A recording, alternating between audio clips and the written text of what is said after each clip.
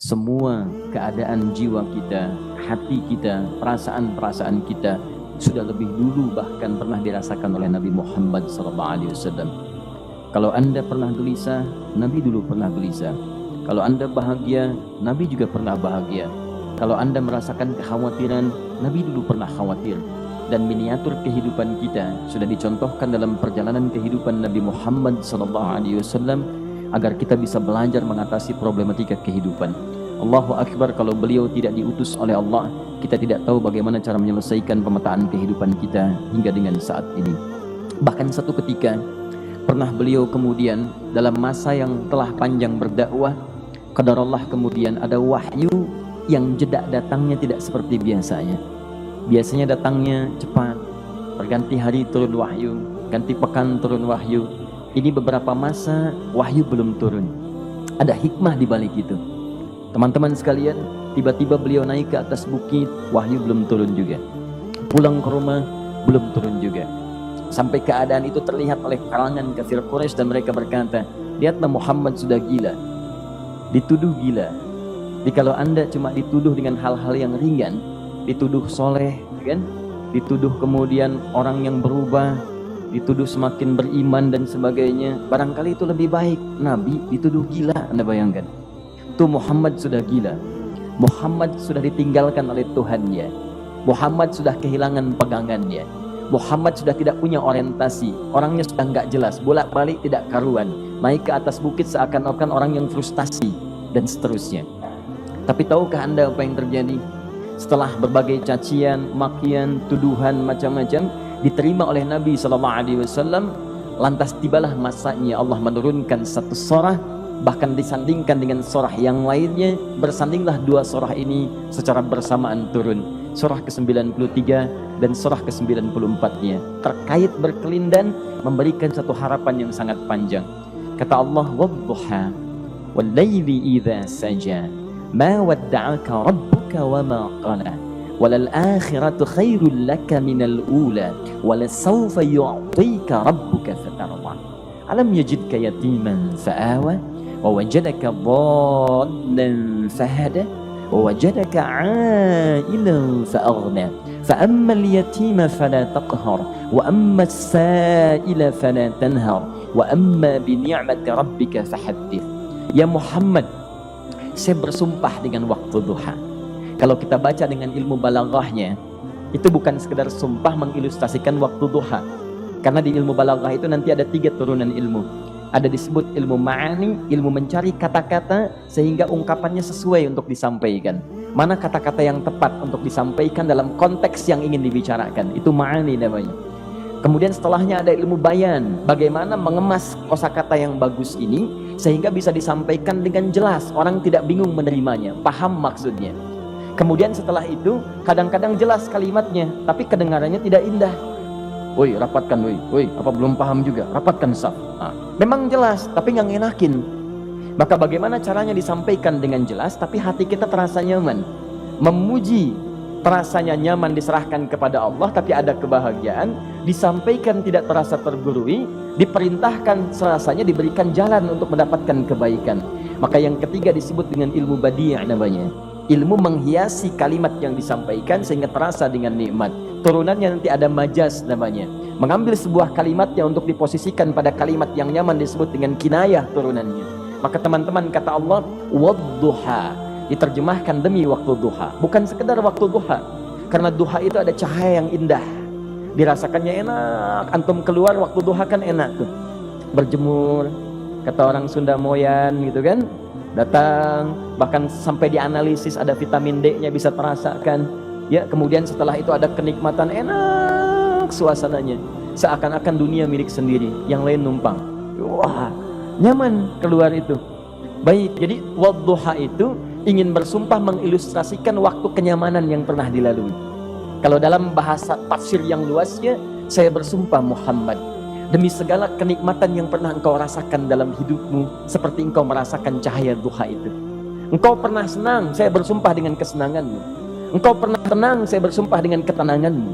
Engkau pernah nyaman, saya bersumpah dengan kenyamanan yang pernah engkau rasakan. Wal laili idza saja, dan aku pun bersumpah demi gelapnya malam. Demikian terjemahannya. Bukan sekedar gelapnya malam saja, itu sesuatu yang pekat. Ya, ini belakang kelihatan agak gelap nih. Untuk memberikan proyek, kesini aja Pak, saya cuma ngasih contoh ini. Contoh, saya bukan mengeluh, bukan, ingin memberi contoh. Ya, contoh pada ilustrasi yang mau saya sampaikan. Gak apa-apa, biarkan saja. Saya mau contoh, kasih kata saja. Ya, ini belakang agak gelap untuk memproyeksikan cahaya ke sini. Tapi yang mau saya sampaikan, kalau gelapnya begitu pekat, semua cahaya ini nggak ada. Cahaya nggak ada nih, sama sekali tidak kelihatan. Saya mau tanya pada Anda, beraktivitasnya mudah atau sulit? Mudah nggak menemukan sendal Anda di luar? Belum tentu. Menemukan jalan keluar pun belum tentu mudah. Anda mesti meraba-raba jalan.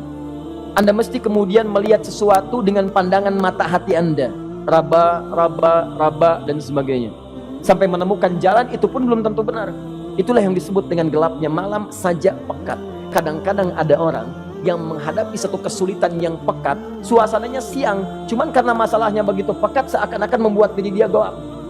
Jalan susah, limbung gitu. Kenapa gelap ya? Padahal terang.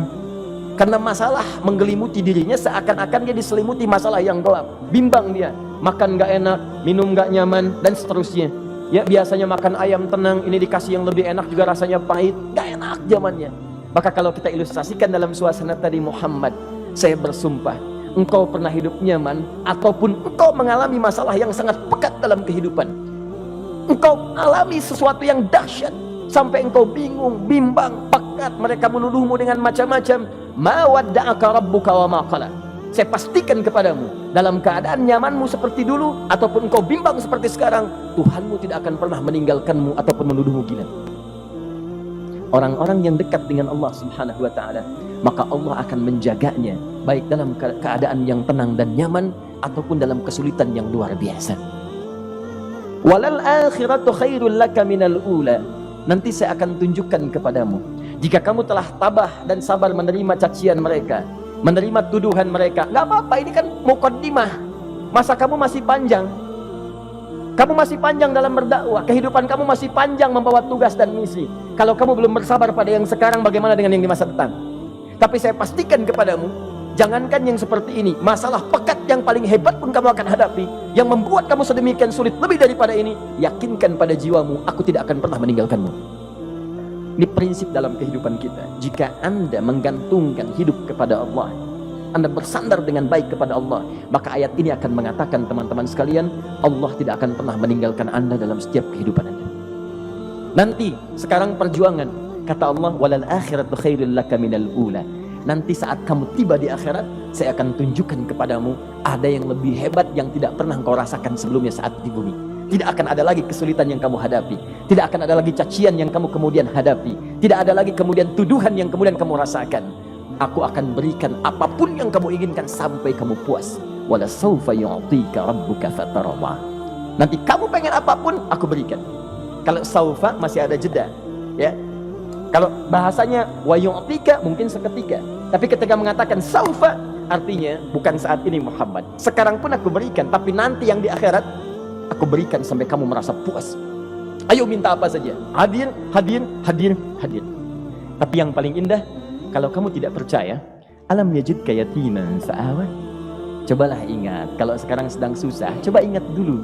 Bukankah saat kamu yatim, aku yang merawat sampai kamu tidak merasakan kegelisahan itu? Lahir bapak tidak ada, aku cukupkan dengan kakek. Kakek meninggal, aku hadirkan ibu dan paman hadir di sekitaranmu. Ibu meninggal, ada kakek. Kakek meninggal, ada paman. Dan Khadijah hadir di sekitaranmu. Bukankah aku rawat pada saat itu? Wajadaka dhannan fahada. Kamu sedang bingung, sedang susah, bukankah sering aku berikan petunjuk kepadamu? Wajadaka ailan fa'aghna. Kamu merasakan kesulitan, lahir dalam keadaan yatim, tidak ada pendukung, maka aku jadikan kaya. Bukankah saat kamu menikah dengan Khadijah, aku tambahkan lagi pendukung untuk misi dakwahmu? Ini pesan dalam Al-Quran. Kalau Anda sedang merasa susah, kalau ingin menenangkan diri, ingat-ingat yang baik-baik yang dulu. Kalau Anda sedang jatuh dalam bisnis, ingat-ingat saat Anda meningkat dalam bisnis Anda. Allah tidak pernah tinggalkan Anda. Mungkin ini ujian untuk membuat Anda lebih hebat lagi di masa depan. Kalau Anda tidak tahan bantingan yang sekarang, bagaimana Anda bisa mengatasi pelintiran yang akan datang? Karena dalam kehidupan bukan cuma dibanting. Anda mungkin mengalami penyingkiran, penyungkuran, lipatan, guntingan, bantingan, macam-macam. Jikalau satu gaya belum bisa Anda atasi, bagaimana Anda bisa berharap mendapatkan turunan yang lainnya? Selalu ingat bahwa jika hidup Anda ingin tampil gaya, Anda harus merasakan tekanan dalam kehidupan. Karena F selalu berbanding lurus dengan P, hukum Pascalnya. Gaya berbanding lurus dengan tekanan.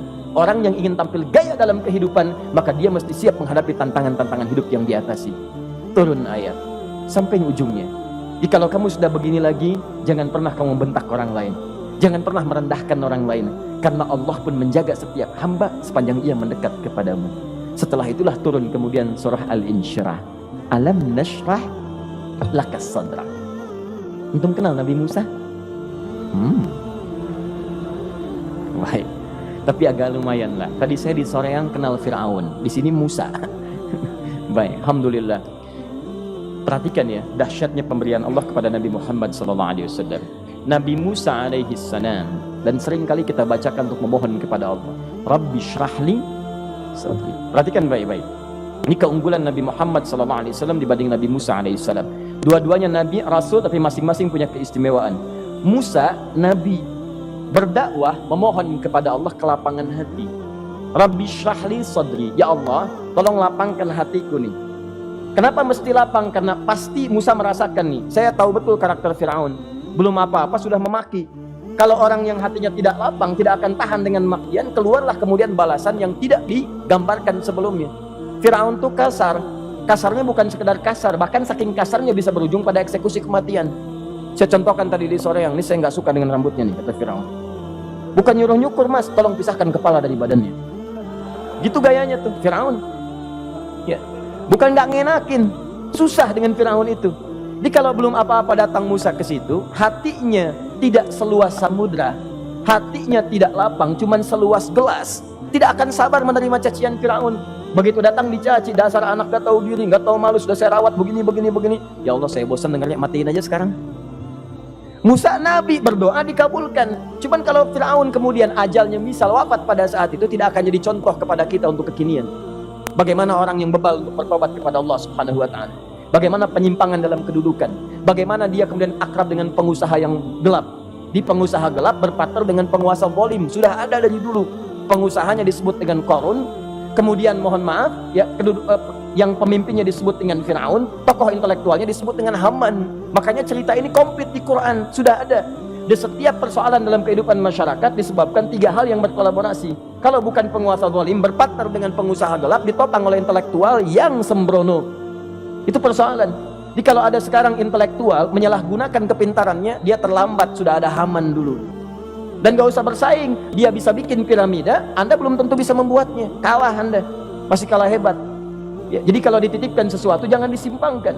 Yang ingin saya sampaikan, Musa mengatakan Rabbi syrahli sadri. Nabi berangkat berdoa dikabulkan oleh Allah. Nabi Muhammad belum minta, turun ayat Alam nashrah laka sadra. Yang ini minta Rabbi syrahli sadri. Nabi Muhammad alam nashrah laka sadra. Muhammad, mulai dari peristiwa sehingga engkau akan lebih sabar lagi menerima tantangan-tantangan dakwah. Mulai sejak itu jangankan dimaki, dilempar batu di Taif. Dari Mekah pergi ke Taif dengan Zaid kemudian. Sampai di Taif mendapatkan sesuatu yang tidak dibayangkan sebelumnya. Kalau cuma dihentikan saat mengajar, wajar. Ini dilempari batu. Anda bayangkan? Bisa kebayang nggak? Lempari batu tuh. Dilempar. Zaid jadi tameng, berdarah-darah, kemudian mundur, beristirahat di bawah tepian pohon. Begitu beristirahat, datang malaikat penjaga dua gunung. Turun malaikat dengan kesal mengatakan, Ya Rasulullah, mud yadaika ilas sama. Ya Rasulullah, angkat tanganmu ke langit, minta kepada Allah, aku angkat dua bukit di Taif, aku himpit keduanya. Aku himpit penduduk Taif dengan dua bukit. Apa jawab Nabi? Karena sudah mendapatkan kelapangan, ketenangan, belajar dari peristiwa-peristiwa tadi, indah jawabannya.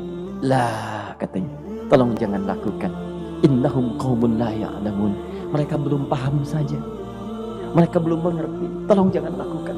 Aku bermohon kepada Allah. Boleh jadi nanti di masa depan akan ada hamba-hamba terbaik yang lahir dari bumi Taif ini. Kemudian beliau berkata, Rabbi, ila man takilluni, a ila qaribin yu'limuni, am ila ba'idin yu'dhini, fa ana radin ma lam taghdab ilayya. Ya Allah, Kemana lagi engkau akan utus aku untuk berdakwah setelah peristiwa ini? Apakah tempatnya lebih dekat aku jangkau sekarang, tapi di situ aku akan disakiti lagi? Ataukah jaraknya masih jauh, tapi di tempat itu aku akan dizalimi lagi? Aku ridha ya Allah dengan itu semua, asalkan kau tidak marah kepadaku. Asalkan kau tidak marah kepadaku. La haula wala quwata illa billahil aliyil azim. Begitu kelapangan itu muncul, ridha dengan ketetapan dan siap, tabah, kuat, hadir dalam jiwanya. Tiba-tiba turun undangan, tunaikan Isra dan Mi'raj. Diangkat statusnya, naik mendekat kepada Allah Subhanahu wa taala. Dihilangkan bebannya, wa wada'na anka wizrak alladzi anqadha dhahrak. Itu hikmah, teman-teman. Barangkali kalau antum saat ini datang ke masjid ini untuk kajian, sedang bawa beban, ada kesulitan, penuh dengan macam-macam, barangkali dibacakan surat Ad-Duha tadi untuk memberikan harapan kepada Anda. Ini bukan PHP, karena ini bukan masalah urusan manusia. Ini adalah janji yang tidak akan pernah diingkari. Innallaha la yukhliful mi'ad. Kata Allah, Anda punya masalah, ingat suasana tenang pada masa lalu. Bukankah saya memberikan ketenangan kepadamu? Mendekat kepada saya, Anda bersabar, yakinkan bahwa ujian yang saya berikan saat ini sesungguhnya untuk membuat kamu lebih hebat di masa depan. Karena orang hebat tidak akan pernah sepi dari ujian untuk membuat dia lebih kuat menghadapi tantangan dalam kehidupan.